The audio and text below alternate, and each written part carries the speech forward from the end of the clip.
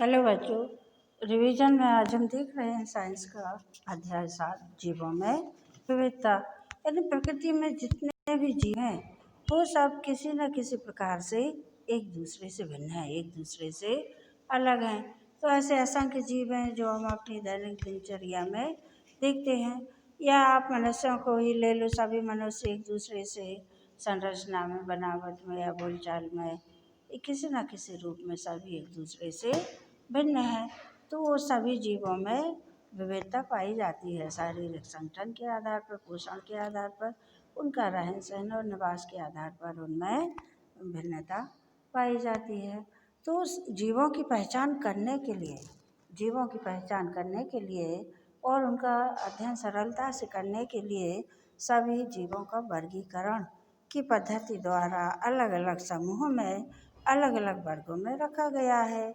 ठीक है। तो सबसे पहले वर्गीकरण में आता है कि अगर जीव है तो उसे जंतु जगत में स्थान दिया गया है, और अगर पेड़ पौधा है तो उसे पादप जगत में, फाइलम में रखा गया है। ठीक है। जगत यानी किंगडम, और किंगडम में आती है फाइलम। तो किस फाइलम में रखा गया है, उसे जंतु है या पादप है, ऐसा उसका वर्गीकरण किया जाता है। फिर उसके बाद आती है उनकी क्लास है, किस क्लास का जीव है। ठीक है। और क्लास से छोटा है गण या आर्डर।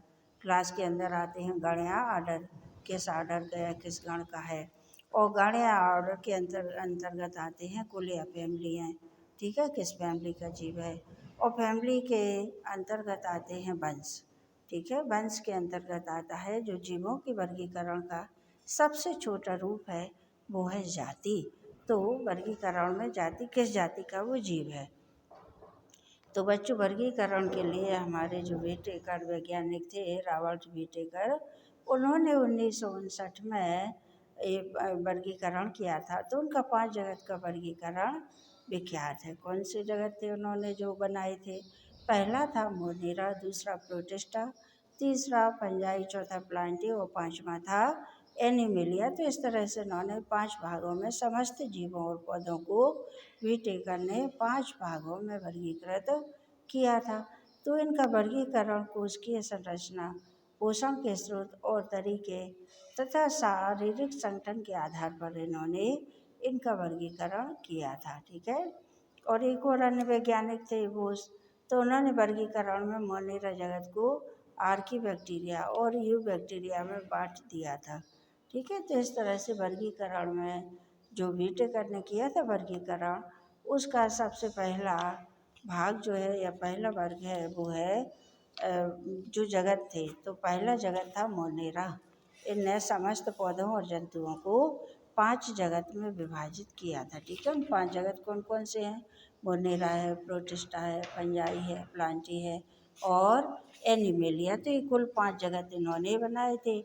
तो बच्चों, पहला है मोनेरा। ठीक है। तो मोनेरा में हम देख रहे हैं कि मोनेरा में किस प्रकार के जीव आते हैं। तो इन जीवों में ना तो संगठित केंद्रक होता है, ना ही इन जीवों में स्पष्ट कोशिका के अंग होते हैं। ठीक है। ये बहुत ही सूक्ष्म संरचना वाले सरलतम जीव कहलाते हैं। ये सूक्ष्म संरचना वाले और ये सरलतम जीव कहलाते हैं, जिनमें ना तो संगठित केंद्रक होता है और ना ही इनमें कोशिका के अंग विकसित होते हैं। और ये एक कोशिकीय होते हैं, बहुकोशिकीय नहीं होते। मतलब एक सूक्ष्म कोशिका द्वारा इनके संपूर्ण शरीर की संरचना होती है। कुछ जीव ऐसे हैं जिनमें कोशिका भित्ति पाई जाती है, न कोशिका के ऊपर कवच या आवरण जो है मोटा पाया जाता है, तो कोशिका भित्ति पाई जाती है। और कुछ जीवों में कोशिका भित्ति नहीं पाई जाती। तो कोशिका भित्ति के होने या ना होने के कारण मोनेरा वर्ग के जीवों की शारीरिक संरचना में आए परिवर्तन बहुकोशिकीय जीवों की कोशिका भित्ति से भिन्न होते हैं। ठीक है। अब ऐसा है कि किसी में तो कोशिका भित्ति पाई जाती है, किसी में नहीं पाई जाती। तो इनका जो भिन्नता है वो बहुकोशिक जीवों से इस बात में भिन्नता को इनका ध्यान रख के अध्ययन किया जाता है। ठीक है। और पोषण यानी भोजन ग्रहण या पोषण के स्तर पर एक स्वपोषी भी हो सकते हैं और विषमपोषी भी। तो स्वपोषी यानी जो अपना पोषण स्वयं करते हैं या अपना भोजन स्वयं बना लेते हैं, ठीक है। जैसे कि सभी पेड़ पौधे हैं, पेड़ पौधे प्रकाश की उपस्थिति में वायुमंडल की कार्बन डाइऑक्साइड और जमीन से जल लेकर यह क्लोरोफिल वर्णक द्वारा, जो कि पत्तियों में होता है क्लोरोफिल, तो इन सब कारकों के द्वारा हरे पौधे अपना भोजन बनाते हैं, तो वो स्वपोषी कहलाते हैं। ठीक है। तो कुछ जीव इसमें स्वपोषी होते हैं और कुछ जीव विषमपोषी भी होते हैं। विषमपोषी का मतलब क्या है? जो अपने पोषण के लिए अन्य जीवों पर या पौधों पर जो निर्भर होते हैं, जो अपने पोषण के लिए अन्य जीवों पर या पौधों पर निर्भर होते हैं, तो उन्हें विषमपोषी कहलाता है। जैसे कि जीवाणु है, बैक्टीरिया, ठीक है, नील हरे शैवाल है, या साइनोबैक्टीरिया और माइकोप्लाज्मा। तो बच्चों, आपने नील हरे शैवाल देखा होगा। बारिश के मौसम में जब कहीं चिकनी जम जाती है ज़मीन पर, तो फिसलन पैदा हो जाती है। फिसलन पैदा में देखना आप, हरे हरे रेशे समान संरचना दिखाई देती हैं। तो वो हरी रेशे समान संरचना शैवाल है। ठीक है। क्योंकि जिनकी बाह्य परत जो म्यूसिलेज की बनी होती है, तो उस पर देखा होगा बच्चों फिसल जाते हैं, क्योंकि म्यूसिलेज चिकनी होती है, तो इनकी बाह्य आवरण इनका म्यूसिलेज का होता है। तो बच्चों, पहला जगत था जो ब्यूटेकर ने बनाया था, वो था मोनेरा। ठीक है। और दूसरा जगत जो आता है वो आता है प्रोटिस्टा का। तो पहले जगत में अति सूक्ष्म जीव थे, जिनमें ना कोशिका स्पष्ट थी, ना उसके कोशिका भित्ति स्पष्ट थी, और ना ही कोशिका के अंग विकसित थे और स्पष्ट थे। तो इसमें सूक्ष्म संरचना वाले जीव आते हैं। दूसरा जगत है प्रोटिस्टा। तो प्रोटिस्टा में एक कोशिकीय यूकैरियोटिक जीव आते हैं। यूकैरियोटिक का मतलब यही है कि इनमें संगठित केंद्रक नहीं पाया जाता और कोशिका के अंग भी स्पष्ट नहीं पाई जाती, और इनमें कोशिका झिल्ली नहीं पाई जाती। तो ये भी एक कोशिकीय यूकैरियोटिक जीव होते हैं। इस वर्ग के कुछ जीवों में गमन गमन यानी गति के लिए, ये जल में होते हैं जीव, तो पानी में इन्हें तैरने के लिए गमन यानी गति के लिए, गमन के लिए इनमें सीलिया होते हैं, फ्लैजला होते हैं। तो सीलिया यानी एक लंबी संरचना, जैसे पूंछ समान संरचना, तो लंबी पतली धागे समान संरचना जिसे सीलिया कहा जाता है। और फ्लैजला का मतलब क्या होता है? फ्लैजला में भी इनमें संरचना पाई जाती है। सीलिया में जो रोम जैसी संरचना पाई जाती है, और फ्लैजला में लंबी संरचना धागे समान इनमें पाई जाती है। ठीक है। ये भी स्वपोषी और विषमपोषी दोनों तरह के जीव हो सकते हैं। स्वपोषी और विषमपोषी ये दोनों तरह के जीव हो सकते हैं। ठीक है। तो स्वपोषी का मतलब तो आप समझ गए होंगे, जो अपना पोषण स्वयं बनाए, जैसे कि सभी हरे पौधे। और विषमपोषी यानी जो अपने पोषण के लिए या भोजन के लिए अन्य जीवों पर या पौधों पर जो आश्रित होते हैं, उन्हें विषमपोषी कहा जाता है। ठीक है। तो इसके अंतर्गत जो जीव आते हैं वो है पैरामीशियम और अमीबा और यूग्लिना। Paramecium, amoeba, Euglena. ठीक है। तो पैरामीशियम पर पानी में गति या गमन के लिए सीलिया नामक संरचना यानी पतले पतले रोम पाए जाते हैं इसके पूरे शरीर पर। तो इन्हीं रोमों के सहारे से यह पानी में गति गमन करता है या तैरता है, तो इन्हें सीलिया कहते हैं। और दूसरा जो है फ्लैजला। फ्लैजला एक लंबी पतली संरचना, जो एक या दो या तीन भी हो सकती है, लेकिन ये लंबी और पतली संरचना होती है। तो इन्हीं के सहारे से ये पानी में गति या गमन करते हैं। तो बच्चों, प्रोटिस्टा वर्ग के जो जीव हैं वो एक कोशिकीय होते हैं, यूकैरियोटिक होते हैं, और इनमें गति के लिए सीलिया और फ्लैजला जैसे यानी इनके शरीर पर बारीक बारीक रोम पाए जाते हैं, घने रोम, जो कि जिन्हें सीलिया कहते हैं।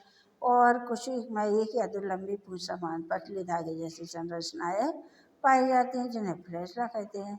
तो पानी में इन्हीं के द्वारा ये तैरते हैं। तो इसके अंतर्गत आते हैं शैवाल है, डाइटम है, और प्रोटोजोआ। प्रोटोजोआ में पैरामीशियम है, अमीबा है और यूग्लिना है। तो बच्चों, एक बात से ध्यान देने योग्य है कि इसमें जो यूग्लिना जीव है, यूग्लिना, तो यूग्लिना स्वपोषी भी होता है और विषमपोषी भी होता है। क्या होता है? क्योंकि यूग्लिना की जो शारीरिक संगठन है उसमें क्लोरोप्लास्ट पाया जाता है। यूग्लिना में अंदर क्लोरोप्लास्ट पाया जाता है, तो उसके कारण ये प्रकाश की उपस्थिति में अपना भोजन स्वयं बना लेता है। लेकिन जब प्रकाश अनुपस्थित रहता है या प्रकाश की जब अनुपस्थिति रहती है, तो उस समय ये अन्य जीवों जैसा अपना पोषण प्राप्त करता है। तो इस तरह से यूग्लिना स्वपोषी भी है और विषमपोषी भी है। बच्चों अगला आ रहा है फंजाई। ठीक है, तो फंजाई ये विषमपोषी यूकैरियोटिक जीव होते हैं। जो फंजाई जो हैं वो विषमपोषी यूकैरियोटिक जीव हैं जो अपने भोजन के लिए सड़े गले कार्बनिक पदार्थों पर निर्भर रहते हैं, इसलिए इन्हें मृतजीवी कहा जाता है। ये अपने भोजन के लिए सड़े गले कार्बनिक पदार्थों पर निर्भर रहते हैं, इसलिए इन्हें मृतजीवी कहा जाता है, क्योंकि सड़े गले और मृत पदार्थों से ये अपना भोजन लेते हैं। ठीक है, और इनमें से कुछ जीव ऐसे होते हैं जो कि आगे चलकर बहुकोशिकीय हो जाते हैं। शुरुआत इनकी या जन्म इनका एक कोशिका से होता है, लेकिन कुछ जीव अपनी कुछ अवस्थाएं ऐसी आती हैं इनमें जबकि अपना जो है बहुकोशिकीय क्षमता ही प्राप्त कर लेते हैं। ठीक है, तो जैसे फंजाई है, कवक है, इनमें काइटिन नामक जटिल शर्करा की बनी कोशिकावृत्ति पाई जाती है। इस जीवों में यह है कि इनमें कोशिकावृत्ति पाई जाती है। तो फंजाई और कवक जो है उनमें काइटिन नामक पदार्थ की बनी जटिल उसकी कोशिकावृत्ति पाई जाती है, जैसे कि स्टेम मशरूम है आदि, ये फंजाई जगत के अंतर्गत आते हैं। तो फंजाई का मतलब होता है फंगस या फफूंद। तो कवकों की कुछ प्रजातियां नील हरे शैवाल साइनोबैक्टीरिया के साथ स्थायी अंतर संबंध बनाती हैं। कुछ कवक ऐसे होते हैं जो नील हरे शैवाल जो होती है उसके साथ में स्थायी रूप से हमेशा के लिए जोड़े जाते हैं, जिसे सहजीविता कहा जाता है। ठीक है, तो ऐसे सहजीवी पौधों को लाइकेन कहा जाता है। सहजीविता में जो पौधे आते हैं उनको लाइकेन ग्रुप कहा जाता है। ठीक है, और ये लाइकेन जो होते हैं, लाइकेन में कवक और शैवाल इन दोनों को मिला जुला रूप जो है वो लाइकेन नाम है। तो लाइकेन जो है पेड़ों की छालों पर रंगीन धब्बों के रूप में दिखाई देते हैं। ठीक है, तो कवक और शैवाल से मिलकर जो जोड़ा बनता है वो अपना सहजीवी जीवन जीता है और इन पौधों को लाइकेन कहा जाता है। अगला है बच्चों प्लांटी। अगला क्या है? प्लांटी। ये चौथा है। पहला जगत था मोनेरा, दूसरा जगत था प्रोटिस्टा, तीसरा जगत था फंजाई और चौथा जगत बच्चों हम देख रहे हैं वो है प्लांटी। तो प्लांटी यानी पेड़ पौधे, सभी प्रकार के पेड़ पौधे। तो इनमें इस वर्ग में कोशिका भित्ति वाले बहुकोशिकीय यूकैरियोटिक जीव आते हैं। ठीक है, प्लांटी के अंतर्गत सबसे पहले सूक्ष्म जीव पौधे आते हैं। ठीक है, यूकैरियोटिक जीव आते हैं, ये सौकोशी होते हैं और ये प्रकाश संश्लेषण की जो क्रिया करते हैं तो उसमें क्लोरोफिल का प्रयोग करते हैं।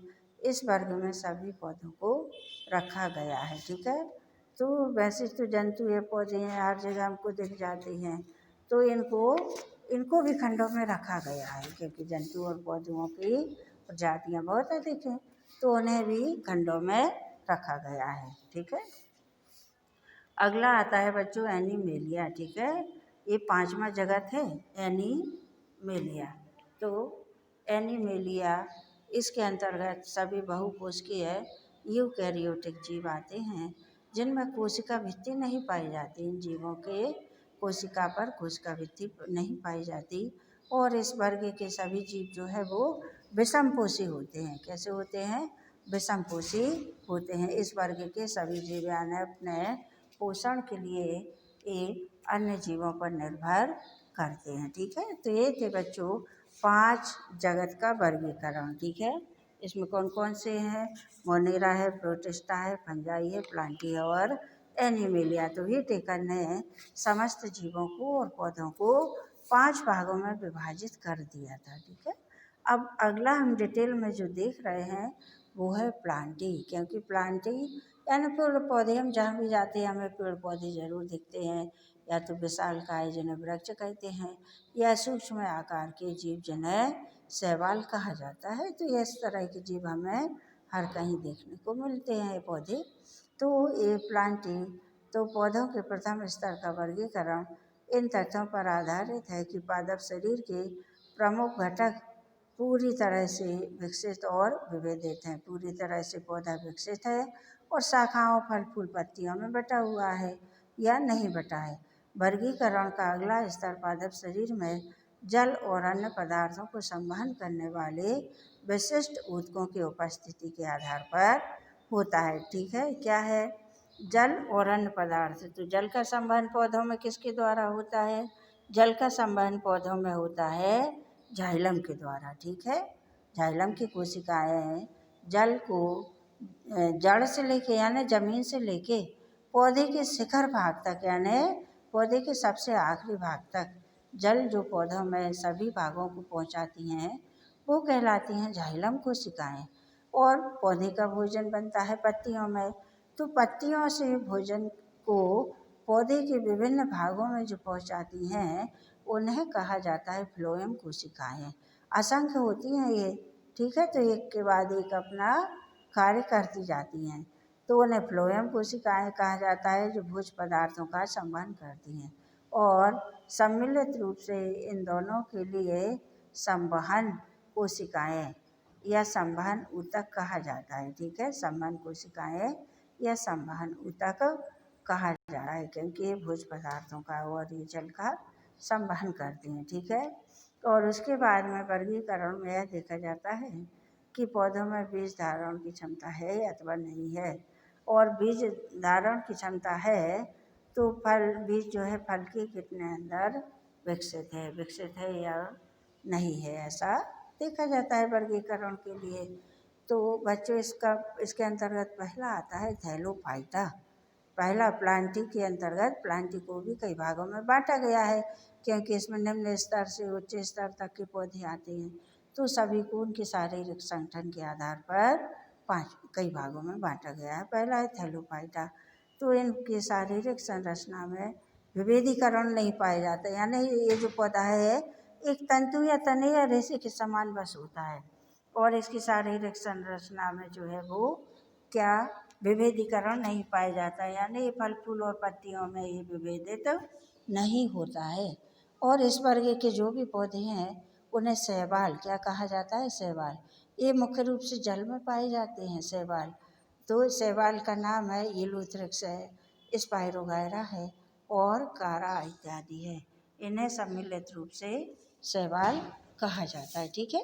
तो ये संरचना में एक रेशे समान होता है ये संरचना, जिन्हें एक कोष्ठकीय या थैलस कहा जाता है। एक कोष्ठीय या थैलस इनकी पौधों के शरीर को कहा जाता है, जिनमें फल फूल या पत्तियां या शाखाएं इनमें नहीं होती हैं। तो ये इनकी संरचना जो है थैलस या एक कोष्ठीय संरचना होती है, ठीक है बच्चों। तो पहला हम थैलोफाइटा देख रहे हैं। थैलोफाइटा की शारीरिक संरचना में विभेदीकरण नहीं होता, यानी पौधा अन्य भागों में विभाजित नहीं होता। और इस वर्ग के जो भी पौधे हैं उन सभी को शैवाल कहा जाता है।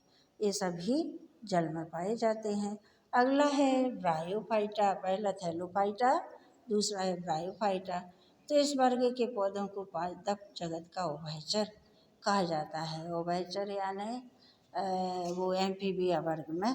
तो एम्फीबिया वर्ग में क्यों आते हैं? क्योंकि इसमें अपने से निम्न स्तर के पौधों के गुण भी पाए जाते हैं और अपने से उच्च स्तर पौधों के कुछ गुण भी इसमें पाए जाते हैं। तो इसलिए इसको मिला जुला रूप है इसका, वो है क्या है? उभयचर। इसे पादप जगत का उभयचर कहा जाता है। यह पौधा तना और पत्तों जैसी संरचना में विभाजित होता है, यानी इस पौधे में तने और पत्ती जैसी संरचनाएं दिखाई देती हैं। इसमें पादप शरीर के एक भाग से दूसरे भाग तक जल और दूसरी चीज़ों के संवहन के लिए विशिष्ट ऊतक नहीं पाए जाते। इसमें पौधे का जो शरीर है तो वहाँ के एक भाग से दूसरे भाग तक जल और दूसरी चीज़ों का संवहन यानी लाने ले जाने के लिए इसमें विशिष्ट ऊतक यानी अलग से ऊतक जो कि जाइलम और फ्लोएम नामक संरचनाएं जो हैं ऊतक हैं वो संवहन ऊतक कहलाते हैं। तो इसमें संवहन ऊतक नहीं पाए जाते हैं।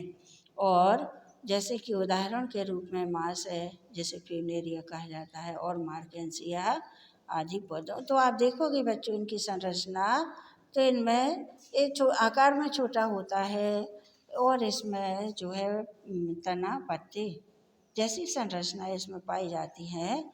लेकिन एक संरचना इसमें नहीं पाई जाती जो कि क्या है? जल और भोज्य पदार्थों का संवहन जिनके द्वारा होता है वह ऊतक इसमें नहीं पाए जाते, विशिष्ट ऊतक नहीं पाए जाती। तो इस तरह से पहला प्लांटी के अंतर्गत हमने देखा पहला समूह जो है वो है थैलोफाइटा का। तो थैलस के समान संरचना होती है, थैलोफाइटा में थैलस के समान संरचना होती है, जिसे एक कोष्ठीय कहा जाता है। और इसमें पौधा जो है वो जड़, तना, शाखा और पत्तियों में विभेदित नहीं होता, एक सीधी सीधी संरचना होती है, ठीक है। और दूसरा बच्चों हमने देखा है ब्रायोफाइटा। तो ब्रायोफाइटा को पादप जगत का उभयचर क्यों कहा जाता है? क्योंकि इसमें अपने से उच्च वर्ग के पौधों के कुछ गुण भी पाए जाते हैं और अपने से निम्न वर्ग के पौधों के कुछ गुण भी इसमें पाए जाते हैं, ठीक है। और लेकिन इसकी एक खासियत ये है ब्रायोफाइटा की कि इसमें भोज्य पदार्थों का और जल का संवहन करने के लिए इसमें विशिष्ट ऊतक नहीं पाए जाते हैं। अगला है बच्चों टेरिडोफाइटा। तो इस वर्ग के पौधों का शरीर जड़, तना और पत्ती में विभाजित होता है। टेरिडोफाइटा के जो पौधे आते हैं तो उनमें स्पष्ट जड़ होती है, उनमें तने या शाखाएं होती हैं और शाखाओं में पत्तियां होती हैं। तो जड़, तना और पत्ती में विभाजित होता है। इनमें शरीर के एक भाग से दूसरे भाग तक जल और अन्य पदार्थों के संवहन के लिए संवहन ऊतक पाए जाते हैं। यानी पौधे में कुछ पदार्थों का और जल का संवहन करने के लिए इनमें संवहन ऊतक इनमें पाए जाते हैं। तो इनका उदाहरण है मार्सिलिया है, फर्न है, हॉर्सटेल इत्यादि पौधे इसके अंतर्गत आते हैं। तो बच्चों थैलोफाइटा, ब्रायोफाइटा और टेरिडोफाइटा, टेरिडोफाइटा यानी जो पौधा बड़ा होता है वो टेरिडोफाइटा। ये तो में नग्न भ्रूण पाए जाते हैं, यानी इनमें जो भ्रूण पाए जाते हैं उनके ऊपर आवरण नहीं होता। भ्रूण जो पाए जाते हैं उनके ऊपर आवरण इनमें नहीं होता, तो इन्हें नग्न भ्रूण कहा जाता है, ठीक है। जिन्हें बीजाणु कहते हैं या स्पोर्स कहते हैं। इन तीन समूह के पौधों में जनन अंग अप्रत्यक्ष होते हैं। ये तीनों समूह के जो पौधे हैं तो इनमें जनन अंग अप्रत्यक्ष इनमें होते हैं, ठीक है। पौधे का जनन अंग क्या है? पौधे का जनन अंग पुष्प कहलाता है, ठीक है। और पुष्प पर ही सारे जनन भाग पाए जाते हैं, जैसे पुमंग है, जायांग है, अंडाशय है, ठीक है। पुमंग है, जायांग है, अंडाशय है। और इसमें एक वो भी पाया जाता है स्त्री केसर, ठीक है। अंडाशय, एंडोसियम, जाइनेसियम आदि इसमें पाए जाते हैं, ठीक है। तो इस पौधे के जनन अंग जो है वो अप्रत्यक्ष होते हैं, स्पष्ट नहीं होते और इनमें बीज उत्पन्न करने की क्षमता इनमें नहीं होती। इन पौधों में बीज नहीं बनते और इसलिए इनको क्रिप्टोगैम क्या कहा जाता है? इन पौधों को क्रिप्टोगैम कहा जाता है, ठीक है। अब इसी में इन्हीं में और पौधे भी जिनमें जनन ऊतक पूरी तरह से विकसित होते हैं और जनन प्रक्रिया के बाद में ये बीज उत्पन्न करते हैं, उन्हें फेनेरोगैम कहा जाता है। तो बच्चों इसमें इस पौधे में ये जो टेरिडोफाइटा है इसके दो भाग होते हैं, एक जो बीज उत्पन्न करते हैं और एक जो बीज उत्पन्न नहीं कर पाते। तो जो पौधे बीज उत्पन्न करते हैं उन्हें फेनेरोगैम कहा जाता है और ऐसे पौधे जिनमें बीज नहीं बनते उन्हें क्रिप्टोगैम कहा जाता है, ठीक है। तो भ्रूण के बीज के अंदर भ्रूण के साथ संचित खाद्य पदार्थ होता है, संचित यानी इकट्ठा। तो भ्रूण के साथ साथ में इनमें बीज में खाद्य पदार्थ इकट्ठा होता है, जिसका उपयोग भ्रूण के प्रारंभिक विकास और अंकुरण के समय में किया जाता है। पौधा जब अंकुरित होता है तब उस समय ये अपना बीज से अपना पोषण लेते हैं और बीज की अवस्था के आधार पर इस वर्ग के पौधों को भी फिर से दो भागों में विभाजित किया गया है, ठीक है। वो दो भाग कौन कौन से हैं? पहला है जिम्नोस्पर्म, जिम्नोस्पर्म जिसको बोला जाता है अनावृत बीजी, अनावृत बीजी हिंदी में। तो नग्न बीज उत्पन्न करने वाले यानी इन बीजों पर इन पौधों में जो बीज होते हैं तो उन बीजों पर कोई आवरण नहीं होता। और दूसरा है एंजियोस्पर्म, तो एंजियोस्पर्म यानी आवृत बीजी, हिंदी में उसको आवृत बीजी कहा जाता है। तो इसमें जो बीज होते हैं वो फल के अंदर या अंडाशय के अंदर ही रहते हैं, यानी बीज के ऊपर आवरण पाया जाता है। तो बच्चों टेरिडोफाइटा को दो भाग होते हैं, क्रिप्टोगैम और फेनेरोगैम। तो क्रिप्टोगैम किसे कहते हैं? जिन पौधों में बीज नहीं बनते वो हैं क्रिप्टोगैम। और फेनरोगामी यानी जिन पौधों में बीज बनते हैं। तो बीज किस प्रकार के बन रहे हैं ये देखा जाता है। तो ऐसे बीज जिन पर आवरण नहीं होता उन्हें जिम्नोस्पर्म या अनावृत बीज कहा जाता है। और ऐसे बीज जिन पर आवरण होता है, ऐसे बीज जिन पर आवरण होता है उन्हें एंजियोस्पर्म या आवृत बीज यानी बीज जो है वह फल के अंदर बंद होता है, फल के अंदर यानी अंडाशय के अंदर बीज बनता है या सुरक्षित होता है। ठीक है बच्चों।